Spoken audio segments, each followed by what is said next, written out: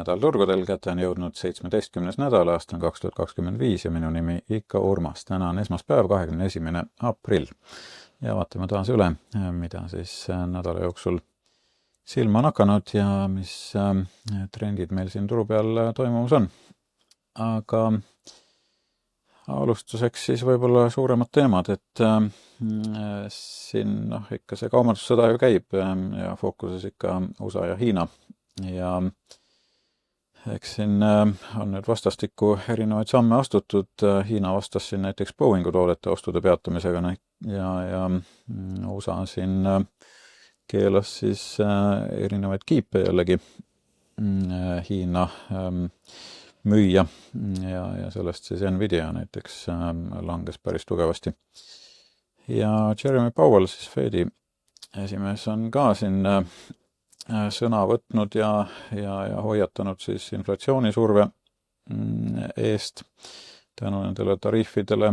Samas president Trump siis võttis jällegi Powelli vastusõna ja kutsus teda lausa terminaatoriks, et kuna ta siis ei soostu siin intresse langetama ja on otsimas praegu siis ka võimalusi, kuidas Powellist võib-olla enneaegselt lahti saada, et tegelikult kirjade järgi siis Powell peaks olema ametis kuni 26. aastani.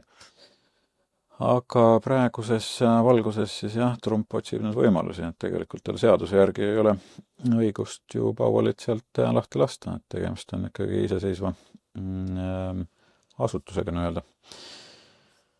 Aga eks näis, kus on võib-olla Trumpil need trumbid siis varuks, et eks me siis seda näe.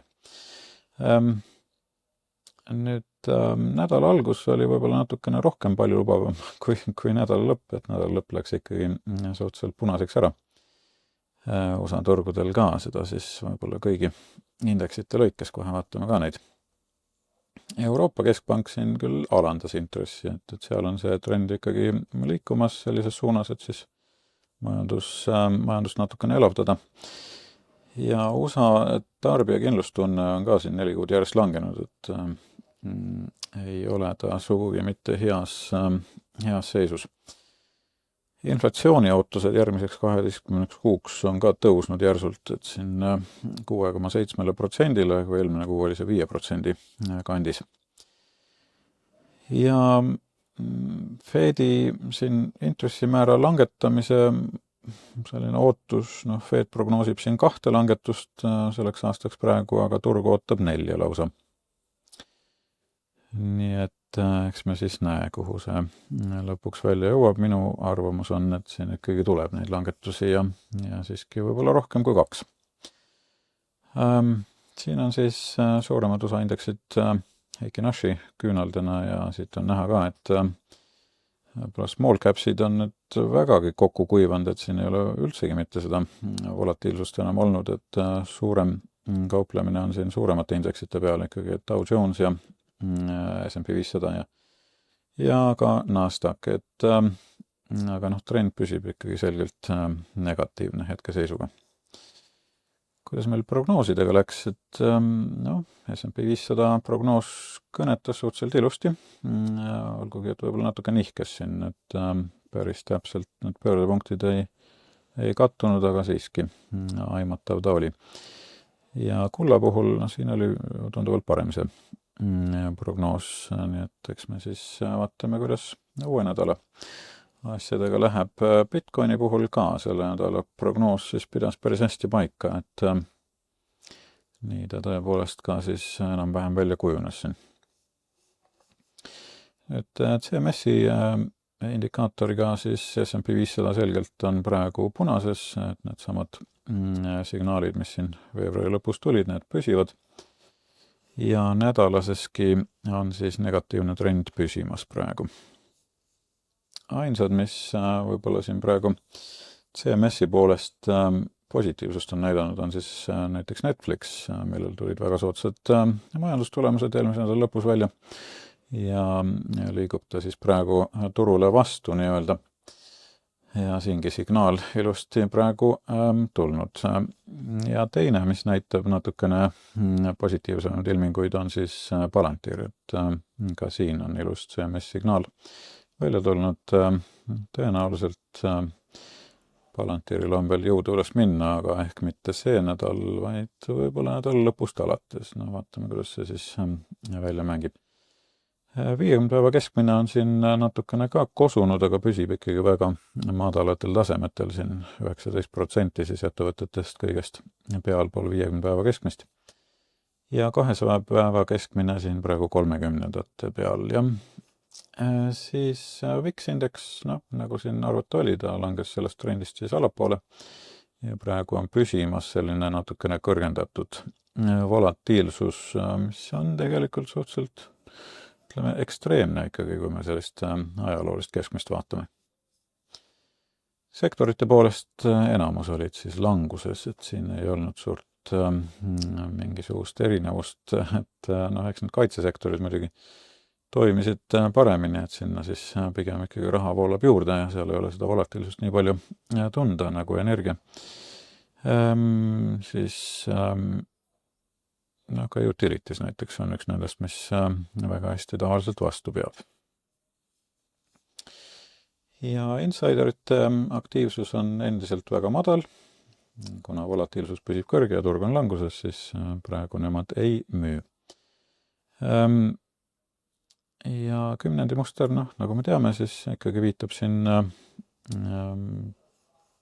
sellisele võimalikule languse jätkumisele veel lausa siin suveni, et eks me siis näe, kuidas see asi lõpuks meil välja mängib, et siin sügise poole siis on natukene positiivsemad ilmingud juba tulemas.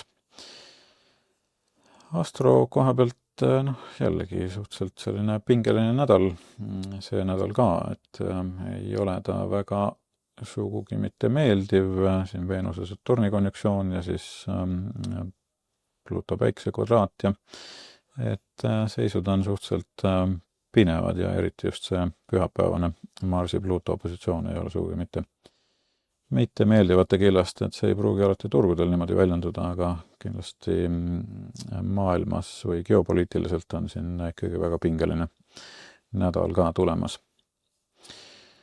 Ja mida siis uuelt nädalalt või nädalalt oodata, et eks siin on 1,2 Rahvusvaheline Valuutafondi ja Maailmapanga kevadkohtumine algas täna, mis kestab siis terve nädal, aga Eesti delegatsioon sinna saadetud, et fookuses siis just maailma majandus ja erinevad arengud, mis praegu on toimumas.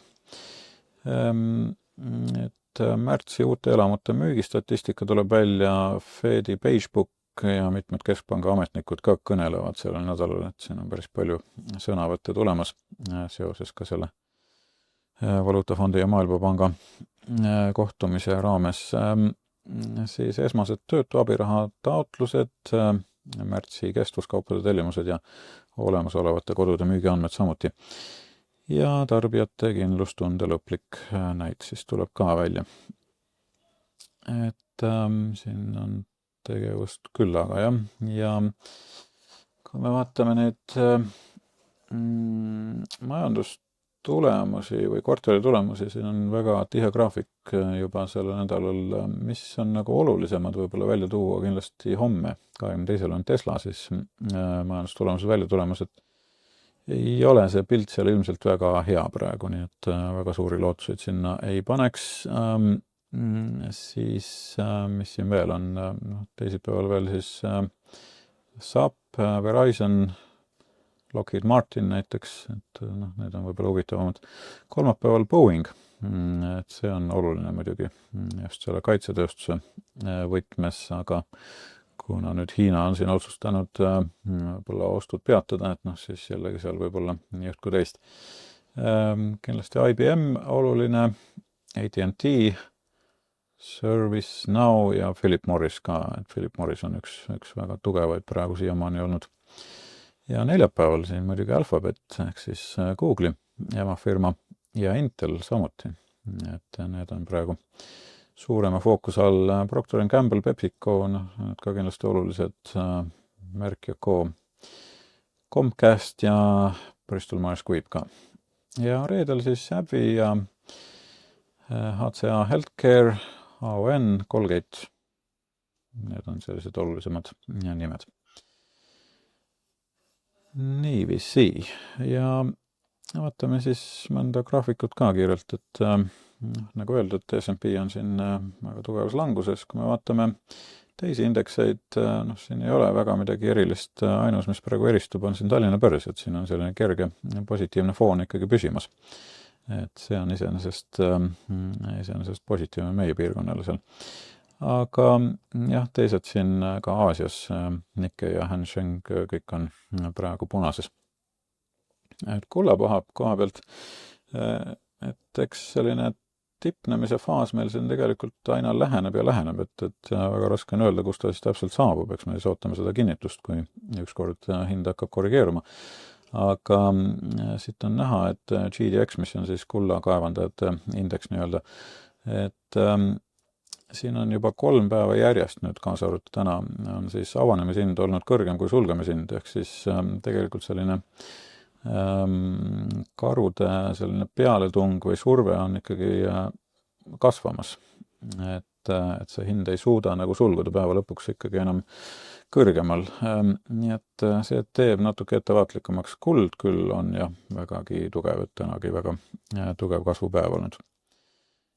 Bitcoin ka näitas siin väga ilusat kasvu täna, et selline allolev trend on ka muutunud juba positiivsemaks, mis on ainult meeldiv.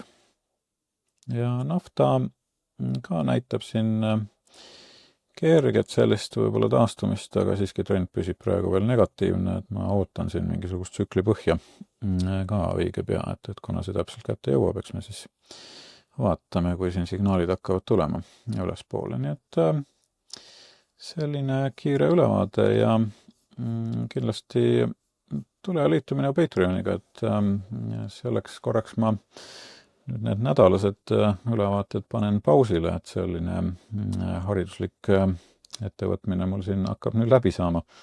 Et kuna fookus hakkab suunduma mujale, siis selliseid nädalasi ülevaateid ma enam ei tee, küll aga Patreoni liikmetele siis jätkan postitamist, et need prognoosid ja kiired nädala võib-olla sellised mõtted ikkagi sinna postitan, aga jah, avalikult enam siis nädala kokkuvõtteid ei tee teile. Nii et olete kindlasti oodatud siis Patreoniga liituma, aga mul on ainult hea meel, et olete olnud minuga ja eks ma sellise mitteregulaarse vahega ikkagi postitan siia kanalisse ka, nii et ei tasu karta, aga jah, sellist regulaarset iganädalast ülevaadet ma enam siis siit edasi ei tee, et seda on siin tehtud juba päris tükk aega ja mul on ainult hea meel, et on olnud palju huvilisi ja jälgijaid. Aga jah, nagu öeldud, tulge ja liituge siis minu Patreoniga ja seal saab juba väiksemas ringis edasi suhelda. Igal juhul suur tänu teile, kõike head tulevikuks ja ka edukat nädalat!